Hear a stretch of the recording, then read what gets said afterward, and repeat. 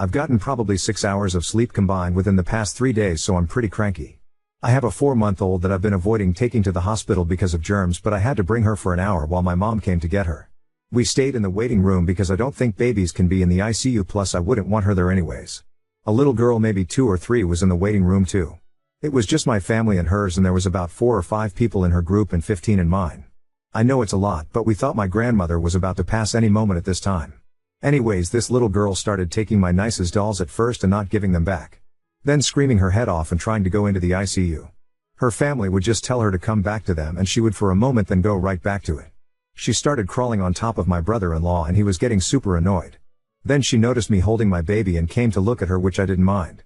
My baby is 4 months now and loves grabbing at toys and chewing on everything. Now this little girl started pulling the toys out of my baby's hands repeatedly, and her mom from across the room just kept saying, "Lana, give it back," but she wasn't listening. This went on for like 5 minutes until she grabbed my baby's hand again and very roughly tried pulling her fingers from off her toy. Babies always have a tight grip on everything, so she started pulling hard. I said loudly and pretty pissed off, "No, this isn't yours, go back to your mom." She started crying a little and ran to her mom, who was obviously pissed off, and she said, "You have no right talking to my daughter that way," and I replied, "If you would watch why, our kid, I wouldn't have to." And that was that. My family is on my side because they was getting pretty annoyed too. She also threw one of those hard water balls at my elderly uncle and it hit him in the chest. I feel like I'm in the right, but I have the really bad guilt feeling in my chest for talking to somebody else's kid like that and making them cry. Ada?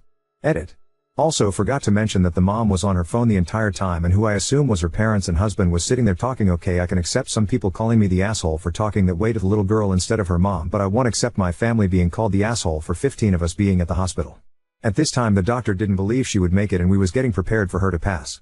Before she went into surgery, before she was put on life support, I was the only one there because it wasn't that serious yet. She kept asking who was going to be at the hospital to see her after the surgery and had me call everyone in the family to have them there. As if she knew something was going to go wrong.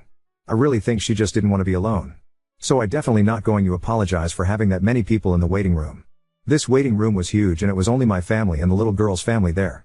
For everyone asking, my grandmother is miraculously getting better. She woke up some and started pulling at the ventilator and was even conscious earlier. The doctor still doesn't think she'll make it through, but he was wrong when he said she wouldn't make it through the night. I just hope he's wrong again.